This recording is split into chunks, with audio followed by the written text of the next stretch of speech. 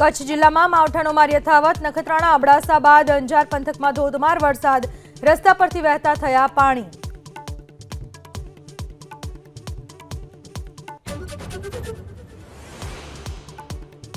ખેડૂતોને મુખ્યમંત્રીનો સહારો। બપોર બાદ સૌરાષ્ટ્રમાં કમોસમી વરસાદથી પ્રભાવિત વિસ્તારોની લેશે મુલાકાત। ખેડૂતોને મળી જાણશે દર્દ।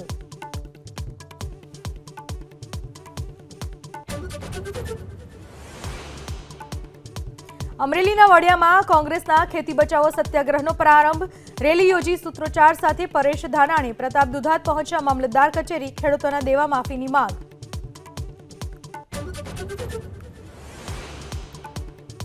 ગાંધીનગરમાં સેક્ટર 15માં કારે લોડિંગ રિક્ષાને મારી ટક્કર। કાર ચાલક દારૂના નશામાં હોવાનો આરોપ। દંપતી ઇજાગ્રસ્ત।